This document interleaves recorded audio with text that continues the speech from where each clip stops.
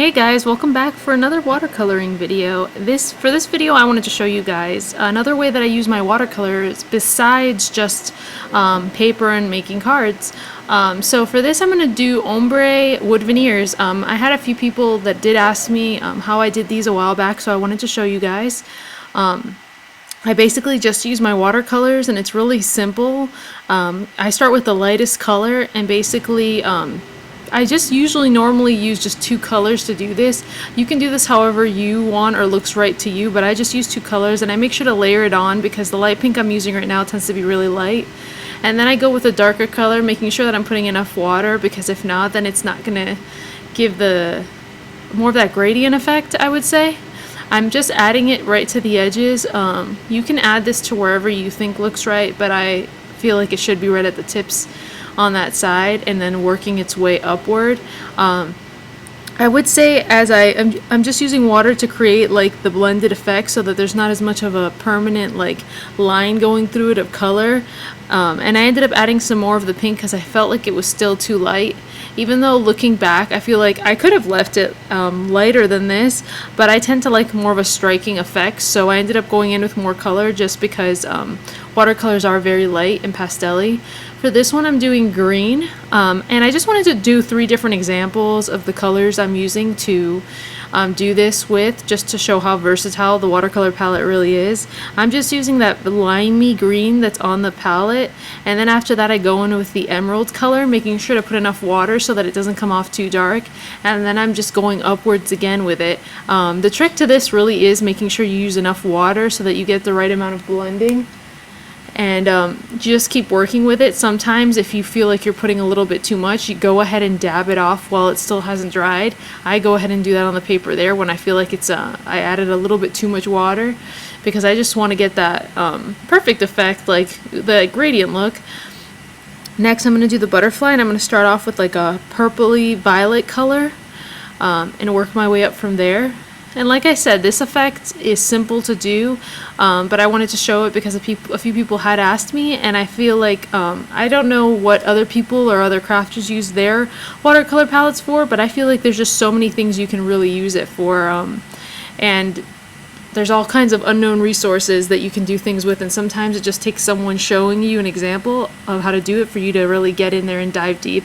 I ended up adding like a darker purple and just slowly kind of working it up from the bottom to the middle, and I usually stop at the middle and then just put a line of water to kind of like create the gradient effect, just kind of like muddle it, because for the ombre effect you really don't want there to be any sort of line or crease where the color is. And then I ended up drying this off with my ombre, well, not my ombre, my heat gun, blah blah blah, and my tweezers, because I'm loving those little tweezers.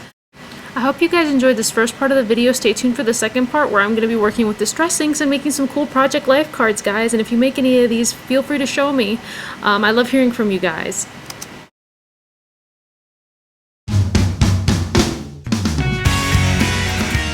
So as part of this watercoloring series, I also wanted to talk about distress inks, because you can't forget distress inks. Now, distress inks are not a traditional watercolor, but they can be used in a similar fashion.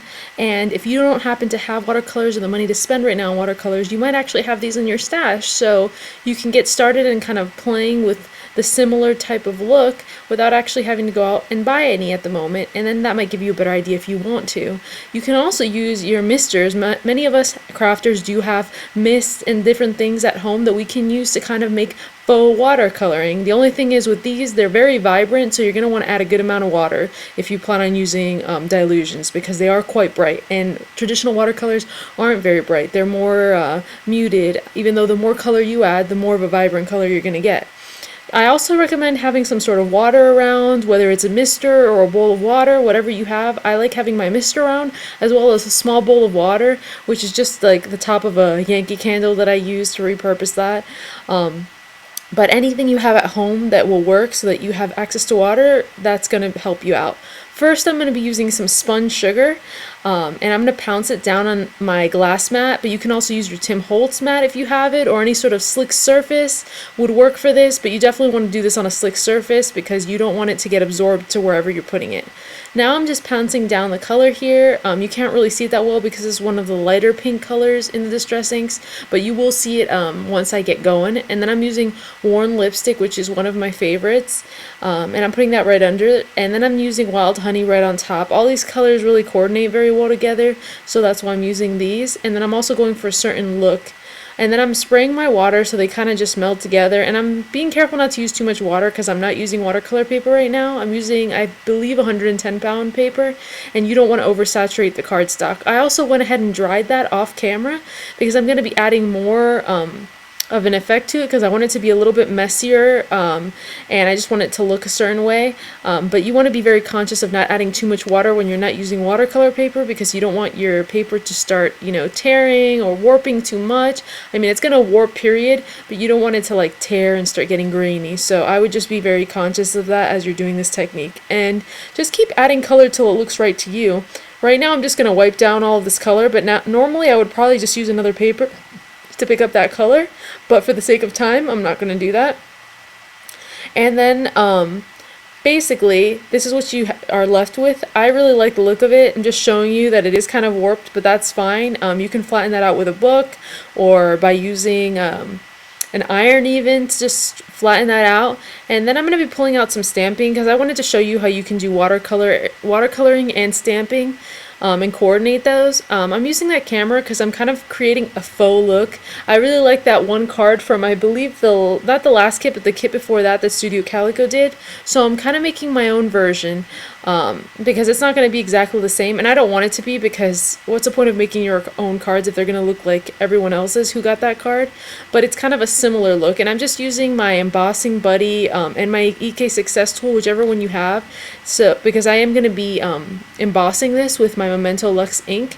I really like that color, that navy color. It's teal zeal, but really it's more like a kind of a bright navy to me. And I just love the look of it. It usually goes really well with different colors. I could have done a more muted look or used one of those Distress inks to stamp with, but I wanted the camera to really stand out, and I tend to use navies at times in my project life, which is where this card's going to be going, so that's why I decided on that. And I used an Ali Edwards stamp set, sorry I forgot to mention that earlier, and then I'm using some Ranger clear embossing powder just to get a slightly raised glossy look, just to make it stand out that much more. I'm using my EK Success tweezers, which I love and got recently, and they're great for embossing so that you don't burn your fingers, because before I would have to use like a pencil to hold it down, because if not, sometimes it's hard to emboss while holding such a small paper. It's a little easier when it's larger, like a card or something like that. But I really love the way that turned out and that glossy effect you get from it. And I totally recommend this tool to you guys if you don't already have it. I ended up picking that up at a Michael's because I finally gave in and got one. And then I'm just showing you, I believe that's Picked Raspberries, which is another one of my favorite colors in the Tim Holtz Distress line. I'm just picking up some of the color with my brush. Oh wait, actually no, I think I actually used some Worn Lipstick. That's what I was doing. I was picking up some of the color so I could create some droplets because I wanted even more of like a splattery effect than I got, even though I like the effect that I got, but I wanted some of the color to run on a little bit more, so I decided just to go in and do that. And that's a great thing that you guys can always do. You can always put it back on your mat, add some water, and then just tap on the like metal part of the brush, which there's a name for it, but I can't think of it at the moment, and just hit it till the droplets fall. The more water you pick up with the brush, the bigger the droplets are going to be. I usually like small to medium droplets, and I just like the look that it gives it. Nowadays I add droplets to everything, and you don't need to have a special mist to do that. You can just do that by taking a brush, some paint or watercolor, whatever you have on hand, and creating that. And then I decided to add a sentiment to it, because even though the original one from Studio Calico doesn't have a sentiment to it, I like sometimes having a filler card with a sentiment that means something to me and has to do with like my style of project life or crafting. So I like to do that, and I usually love quotes as well. Now I'm going to be making another Project Life card, and this one's just completely an idea that I had myself. I took out my Amy Tangerine stamp set, as you saw before there, that I've had in my stash for a while, and I love that feather that comes with it, so I decided I wanted to do something different. So I decided I wanted to do a resist kind of effect. I pulled out my Versamark. Again, I'm just covering the tool with the EK Success tool, that's just basically baby powder, so if you have any around and you don't have that tool, go ahead and make use of it. And I'm stamping it down, and I'm basically just stamping the feathers all in the middle. And one I did at an angle, the other one I did the opposite way, and I just liked the look of it, so that's why I went with that. And then I decided to emboss that, which I did off camera, with just the clear, because I didn't want it to, I figured the white would show through with the effect that I'm doing using these misters. And then I decided to just pour just a little bit of that on my mat so I could use it as I go, because you don't see the feathers that well right now, but you are as I add ink to it, so you're gonna see. And I also added water to this to kind of make it more muted as well, so that you guys could kind of see the ways you could use this. And I'm working my way from the middle out because I want to keep the color kind of centered in the middle, just to have that.